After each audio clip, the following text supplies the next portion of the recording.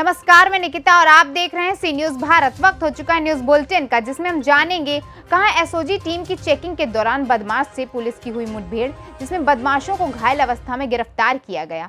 कहां स्कूल बसों में बच्चों के सुरक्षित परिवहन के लिए निर्धारित गाइडलाइंस का पालन करना सुनिश्चित किया गया। और साथ ही जानेंगे कहां विश्व जनसंख्या दिवस के अवसर पर सोमवार को परिवार नियोजन पखवाड़ा 2022 की शुरुआत की गई। ऐसी तमाम खबरों पर विस्तार से करते हैं चर्चा। उत्तर प्रदेश के जनपद हापुड़ के थाना पिलखुवा पुलिस और एसडीओजी टीम की चेकिंग के दौरान बदमाश से पुलिस झड़प हुई, जिसमें बदमाश को घायल अवस्था में गिरफ्तार भी कर लिया गया, जिसके कब्जे से एक तमंचा में 2 जिंदा और 2 खाका कारतूस, स्प्लेंडर बाइक और 6500 रुपए नगद बरामद किए गए हैं। गिरफ्तार बदमाश ने प्रारंभिक पूछताछ में अपना नाम अंकित जालवा पुत्र सुधीर जालवा निवासी ग्राम हुरजुमपुर थाना कांधला जनपद शामली बताया है। गिरफ्तार बदमाश थाना पिलखुवा से लूट के अभियोग में वांछित चल रहा था और इस गिरफ्तारी पर 25,000 रुपए का इनाम भी घोषित था। घायल बदमाश को उपचार के लिए अस्पताल भिजवा दिया गया है और अग्रिम विधिक कार्यवाही की जा रही है। श्रीमान पुलिस अधीक्षक हापुड़ महोदय के निर्देशन में चलाए जा रहे अपराधियों के विरुद्ध अभियान के अंतर्गत आज मध्यरात्रि पिलखुवा पुलिस और एसओजी टीम द्वारा मुठभेड़ के बाद एक अभियुक्त अंकित जावला पुत्र सुधीर जावला को गिरफ्तार किया गया है। अभियुक्त मुठभेड़ में घायल हुआ है। इसके कब्जे से एक मोटरसाइकिल, एक तमंचा और 2 कारतूस बरामद हुए हैं। अभियुक्त थाना पिलखुवा के मुकदमा अपराध संख्या 320 धारा 392 आईपीसी में वांछित चल रहा था और इसकी गिरफ्तारी पर 25,000 रुपये इनाम घोषित हुए। हापुड़ से सी न्यूज संवाददाता सचिन सागर की रिपोर्ट। पलामू जिले के तरहसी प्रखंड के उप स्वास्थ्य केंद्र में विश्व जनसंख्या दिवस के अवसर पर सोमवार को परिवार नियोजन पखवाड़ा 2022 की शुरुआत की गई। शिविर के माध्यम से अगले 15 दिनों तक सभी लोगों को जहां परिवार नियोजन की जानकारी दी जाएगी, वहीं महिलाओं का बाध्यकरण और पुरुषों की नसबंदी भी कराई जाएगी। इसके अलावा गर्भ निरोधक गोली का वितरण और इंजेक्शन आदि भी लगाए जाएंगे। 18 साल से ज्यादा उम्र के लोगों को कॉन्डोम का वितरण किया जाएगा। साथ ही किसी तरीके की शारीरिक दिक्कत होने पर परामर्श के बाद संबंधित की परेशानी भी दूर की जाएगी।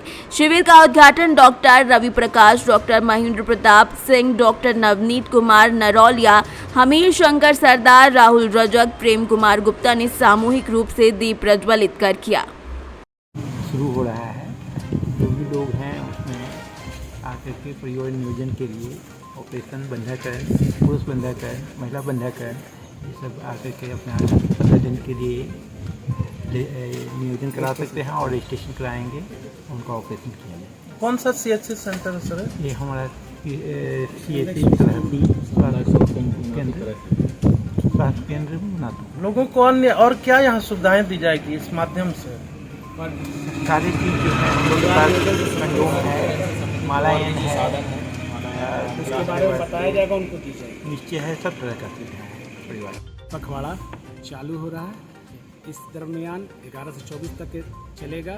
इसमें सभी महिला बंध्याकरण ऑपरेशन किया जाएगा, पुरुष नसबंदी किया जाएगा और जो भी लोग हमारे लाभुक आएंगे 18 से ऊपर एज के, उनको निरोध कॉन्डम दिया जाएगा।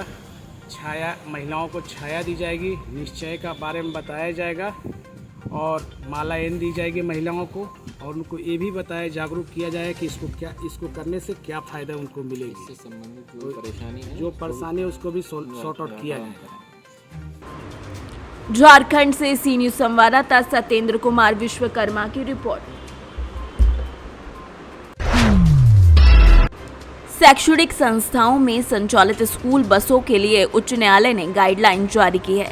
केंद्र और राज्य शासन के निर्देश पर परिवहन कार्यालय सीहोर के द्वारा जिले के सभी शैक्षणिक संस्थाओं के संचालकों को निर्देश दिए गए हैं कि स्कूल बसों में बच्चों के सुरक्षित परिवहन के लिए निर्धारित गाइडलाइंस का पालन करना सुनिश्चित करें। जिला परिवहन अधिकारी रितेश तिवारी ने जानकारी देते हुए कहा कि जिले के सभी स्कूलों में संचालित बसों का रंग पीला होना चाहिए। केंद्रीय मोटरयान नियम 1939 के प्रावधान के अनुसार बसों के आगे और पीछे बड़े और स्पष्ट अक्षरों में स्कूल बस का नाम लिखा हो। किराए की स्कूल बसों पर आगे और पीछे विद्यालय सेवा में लिखा हो।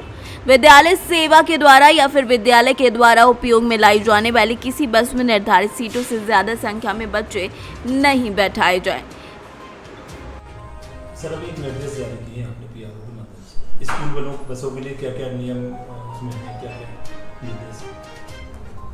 उसमें माननीय सुप्रीम कोर्ट और एक गाइडलाइन जारी करी थी स्कूल बसों की सुरक्षा के संबंध में, बच्चों की सुरक्षा के संबंध में। इसके तत्पश्चात CBSE ने गाइडलाइन भी जारी करी थी कुछ 15 या 17 बिंदुओं की, जिसके तहत माननीय सुप्रीम कोर्ट ने जो दिशा निर्देश जारी किए थे उसके तारतम्य में विभागीय आदेश भी जारी हुआ है कि समस्त स्कूल संचालकों को, प्रिंसिपल्स को एक निश्चित समय प्रदान किया जाए ताकि ये बसों को दुरुस्त कर सकें। तत्पश्चात एक निश्चित अभियान के तहत संपूर्ण मध्य प्रदेश में इसकी कार्रवाइयाँ होंगी। माननीय सुप्रीम कोर्ट ने जो 15-17 बिंदुओं के जो निर्देश जारी किए हैं, जैसे स्कूल बस है वो येलो रंग की होनी चाहिए, प्रॉपर फिटनेस, परमिट, पॉल्यूशन होना चाहिए, जो स्कूल बच्चों की सुरक्षा से संबंधित फर्स्ट एड बॉक्स या बस्ते को रखने की जगह या एक अटेंडर भी होना चाहिए क्योंकि उसमें बच्चे सफ़र करते हैं, कोई अनहोनी ना हो। जो चालक है वो एक सुरक्षित होना चाहिए कि 5 साल का अनुभव हो और चरित्र उसका अच्छा हो, तो चालक की दृष्टि से भी उसमें कई प्रावधान किए गए हैं। तो इन्हीं प्रावधानों के तहत मैंने सभी सीहोर जिले के स्कूल संचालकों और प्रिंसिपल्स को पत्र जारी किया है। सीहोर से सी न्यूज संवाददाता चंदर सिंह बागवान की रिपोर्ट। सीहोर के नसरुल्लागंज में मूसलाधार बारिश के चलते कई घरों में पानी घुस गया और खाने पीने की जरूरत के सामान पानी में भीग गए। नसरुल्लागंज के दर्जनों गांवों में आधी रात बारिश हुई और बारिश ने काफी परेशानी खड़ी कर दी है। मूसलाधार बारिश ने प्रशासन के सारे दावों की पोल खोल कर भी रख दी है। जहां रहवासियों में गुस्सा है, वहीं सड़कों, अस्पताल सहित रहवासियों के घरों में पानी घुस गया है। नागरिकों का आरोप है कि जवाबदार अधिकारी, जनप्रतिनिधि अपने बंगलों में सोए हुए हैं और हम लोग यहाँ परेशानी में पागल हो रहे हैं। वहीं प्रशासन के अधिकारियों को फोन लगाया गया तो उनके द्वारा फोन नहीं उठाया गया। वहीं वार्ड क्रमांक 8 रॉयल मार्केट में कई घरों में पानी घुस चुका है और जरूरत के सामान भी पानी में भीग गए हैं। वहीं दाना बाबा चौराहे, bus stand, Shastri colony, Bajrang कुटी, वार्ड क्रमांक 3, पक्का कुआं सहित अनेक स्थानों पर जल भराव की समस्या देखने को मिल रही है। सीहोर से सी न्यूज संवाददाता चंदर सिंह बागवान की रिपोर्ट। मध्य प्रदेश में होने वाले त्रिमाही निकाय चुनावों का प्रचार प्रसार कल शाम 5 बजे थम गया।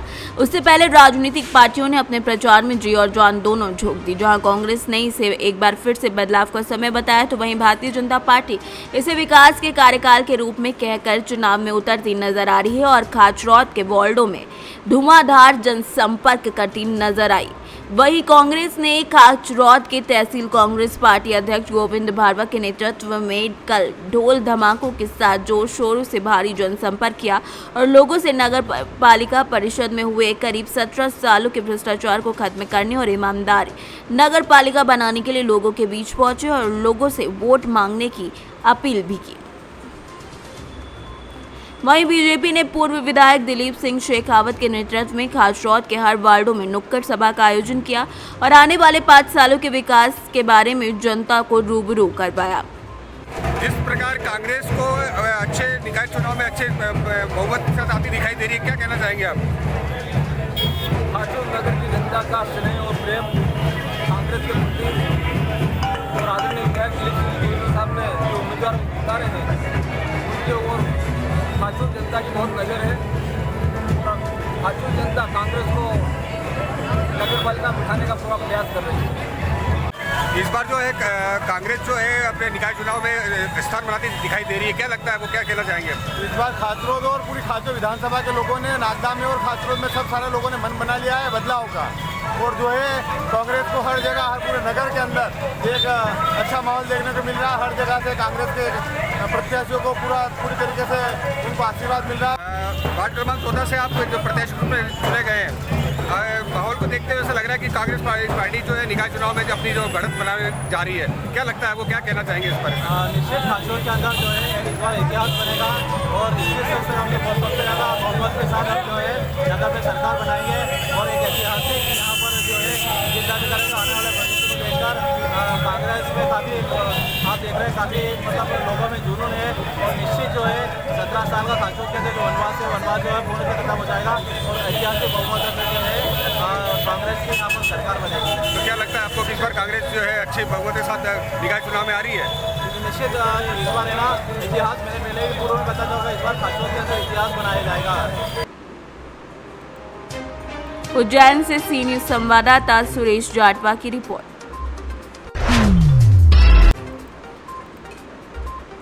मध्य प्रदेश के बैतूल में सनसनीखेज मामला सामने आया, जहां महाराष्ट्र के औरंगाबाद की एक युवती को बेचने की तैयारी थी।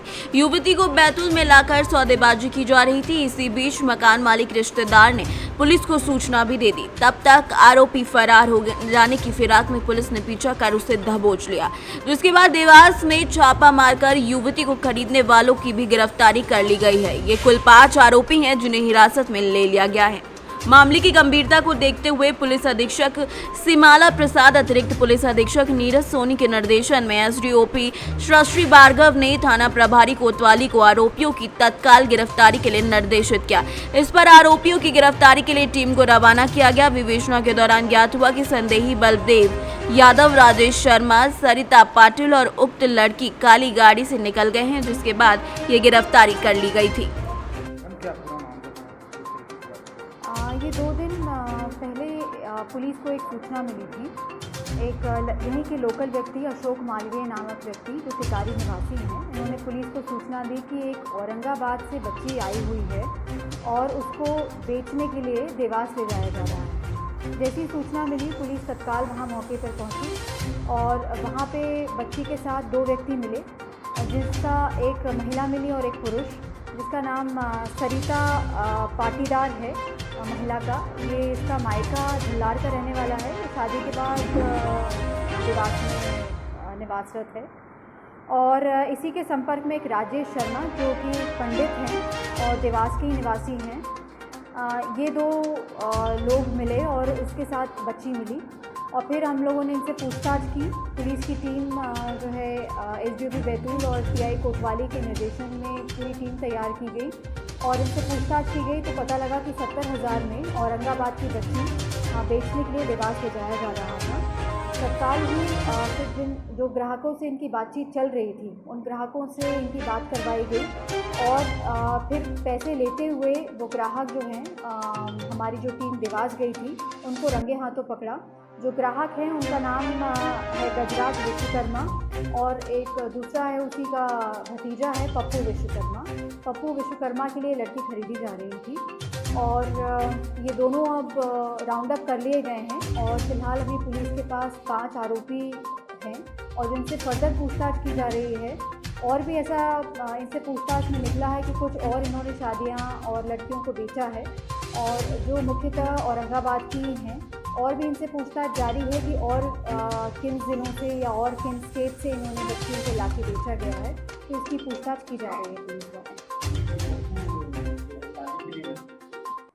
ऐसा इनके द्वारा बताया गया है पर जैसा कि पहले ही स्पष्ट था कि लड़की को बेचा जा रहा था और अमाउंट भी क्लियर था कि 70,000 में बच्ची को ख़रीदा जा रहा है, तो ये संशय की स्थिति बनती है कि पैसा देके किस प्रकार से शादी की जा रही थी। पर इसमें फर्दर और पूछताछ की जा रही है। वर्तमान में तो यही तथ्य सामने आया है कि 70,000 में ये लड़की बिक रही थी और जो खरीद रहे थे वो आरोपी राउंड अप कर लिए गए।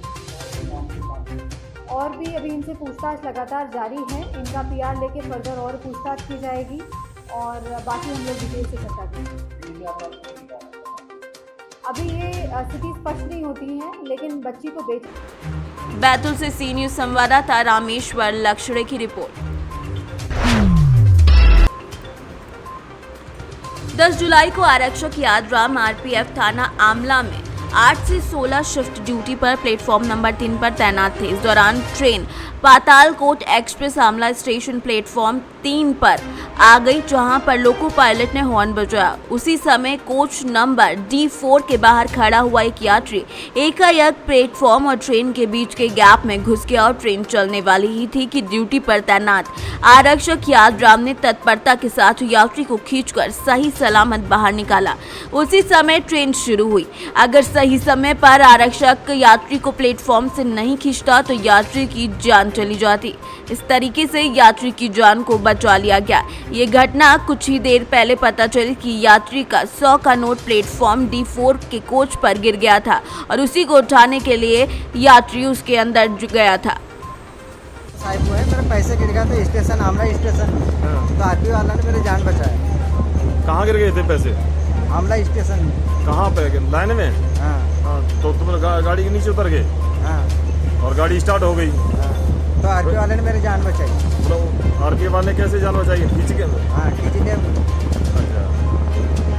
अच्छा, धन्यवाद। मैं आरक्षक यादराम आरपीएफ थाना आमला में तैनात हूँ। आज दिनांक 10/7/2022 को मेरा ड्यूटी बीट नंबर C पर 8-2-16 शिफ्ट में लगाया गया था। समय लगभग 11:51 पर पातालकोट एक्सप्रेस 146-23 जो 11:51 पर PF नंबर 3 पर आई और कुछ समय खड़ी रही। 12:02 में गाड़ी का सिग्नल हुआ और गाड़ी हॉर्न देने लगी।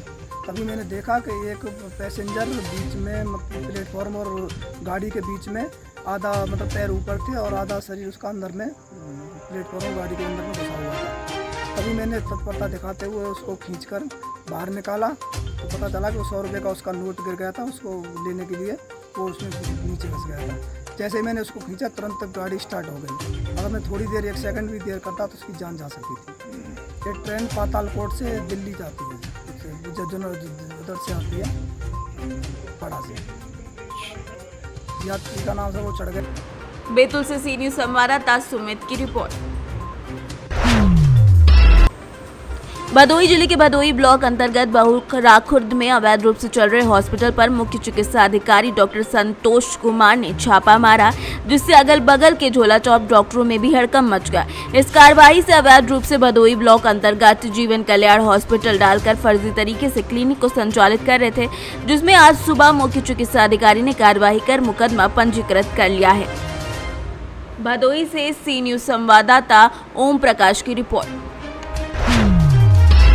उत्तर प्रदेश के जनपद रामपुर में बिजली विभाग की मनमानी थमने का नाम नहीं ले रही है। अभी पिछले कुछ दिन पहले ही डूंगरपुर संविदा कर्मियों की बिजली विभाग की लापरवाही के चलते 2 मौतें हो चुकी हैं, जिनका अभी तक जांच के नाम पर मिल रहे सन्नाटे हैं, क्योंकि अभी तक जो 2 मौतें हुई हैं उनके परिजन इंसाफ के लिए दर दर भटक रहे हैं। और अब ऐसा ही कुछ मामला जनपद रामपुर के मिलक क्षेत्र में भी देखने को मिला है। उसमें भी बिजली विभाग की लापरवाही के चलते एक बेटी और मां की दर्दनाक मौत हो गई और एक किसान भी मौत के घाट उतर गया। पुलिस ने तीनों के शवों को कब्जे में लेकर पोस्टमार्टम के लिए जिला अस्पताल भेज दिया है। वहीं इस घटना के बाद मृतकों के परिजनों सहित आसपास में भी गम का माहौल पसर गया है। मैं रामकिशोर, ग्राम प्रधान तेरा। क्या घटना हुई है? बिजली से 2 लोगों की मृत्यु हो चुकी है। किस तरीके से हुई है? वही 2 महिला बेटी और उसकी माँ घास काटने गई थी, तो तार टूट पाया गया उसमें, उसकी वजह से हादसा हो गया। और जो तीसरा व्यक्ति के बारे में सूचना मिली है? जो गंगाराम उसके पड़ोस में खेत था, वो बचाने के लिए गया, क्योंकि उसके चपेट में उसका भी हादसा हो गया। कितने लोगों की मौत हुई है? 3 लोगों की मौत हो चुकी है। अच्छा, ये महिला और उसकी पुत्री क्या नाम है? एक बीवी, उसकी पत्नी, बेटी का नाम धर्मवती था, उसकी माँ का नाम रामवती। जो बचाने गया था उसका नाम गंगाराम। तो ये तार लगभग कैसे टूटे थे? ये लोग बता रहे हैं आए दिन टूटते रहते हैं। हाँ, जर्जर तार हैं, कई बार सूचना होने के बाद भी नहीं समझ पाया। मंत्री जी PM हाउस पर आए हैं और 3 मौत हुई है बिजली से, तो क्या कहना चाहेंगे? देखिए, बड़ी दुखदायी घटना है और मेरी विधानसभा का एक तरह गाँव का उनका मजरा है और इसमें खेत पे चारा लेने एक बेटी और उसकी माँ गई थी और बराबर वाले खेत में एक ओम प्रकाश गंगाराम जी अपने खेत में काम कर रहे थे और तार जो है झुकी हुई तार थी, नीचे गिरी हुई, बहुत ज़मीन से टच करती हुई तार थी। तो इसी कारण उसमें लाइट आई तो उसकी चपेट में ये लोग आ गए हैं और अभी एकदम उनको अभी मुआवजा भी SDM साहब आ रहे हैं, उन्हें देने का काम करेंगे। फिर बाद में अगला मुआवजा जो है वो भी बिजली विभाग का मेनू है उसमें कराया जाएगा। मगर जो दोषी हैं जो उन्होंने लापरवाही करी है, चाहे लाइनमैन हो, चाहे जेई हो, चाहे एसडीएम हो, कोई हो, उनके खिलाफ हम कार्रवाई को भी लिखेंगे और शासन को भी लिखेंगे और उनके ऊपर कार्रवाई कराने की बात। अच्छा, ये जो लाइन है ये खेत से कितनी ऊपर थी लगभग? नीचे झुकी हुई थी, आंधी ऊंधी आई थी, झुकी हुई थी, क्योंकि फिर भी मतलब उसको अगर ऊंचाई पे होती तो शायद ये घटना नहीं। मंत्री जी, लगातार कई हादसे ऐसे हो गए हैं, रामपुर में भी कई हादसे बिजली विभाग की कमी से हुए हैं। पोल पर चढ़ने के बाद में संविदा कर्मियों की 2 की मौत हुई है लगातार, फिर एक हादसा भी पीछे हुआ और अब यह हादसा हुआ। तो लगातार इस तरीके से बिजली विभाग की मनमानी और कोई कार्रवाई अभी तक हो नहीं पा रही है, ऐसा क्या है? मनमानी में लापरवाही है, तो लापरवाही का उसको सबक, उन लोगों को सबक मिलना चाहिए। तो क्या कार्रवाई ऐसे लोगों के खिलाफ की जाएगी सरकार द्वारा? देखिए, हम सरकार को लिखें, जो होगा उसके खिलाफ। ठीक है। थाना मिलक क्षेत्र के तिरहा गांव में 3 आदमी खेत में काम कर रहे थे और ये बिजली की चपेट में आने से तीनों घायल हो गए थे। तीनों को उपचार के लिए CHC मिलक लाया गया, जहाँ पर इन्हें मृत घोषित कर दिया गया। मतलब पोस्टमार्टम की कार्रवाई कराई जा रही है और कैसे इनकी मृत्यु हुई इसकी जाँच की जा रही है, आगे विधिक कार्रवाई की जाएगी। जो मरने वाले हैं उनमें गंगाराम हैं और रामवती है और रामवती की पुत्री धर्मवती। रामपुर से सी न्यूज़ संवाददाता साजिद की रिपोर्ट। सीहोर के नसरुल्लागंज में मूसलाधार बारिश ने जिला प्रशासन की पोल खोल दी। लोगों के घरों में पानी घुस गया। वहीं भोपाल इंदौर को जोड़ने वाले पाड़ा गांव रपटा पुल पर पानी दोनों तरफ भर गया है, जिससे वाहनों की लंबी कतारें लग गई हैं। सीहोर से सी न्यूज़ संवाददाता चंदर सिंह बागवान की रिपोर्ट। फिलहाल के लिए इस न्यूज बुलेटिन में बस इतना ही। देश और दुनिया की तमाम खबरों के लिए देखते रहिए सी न्यूज़ भारत।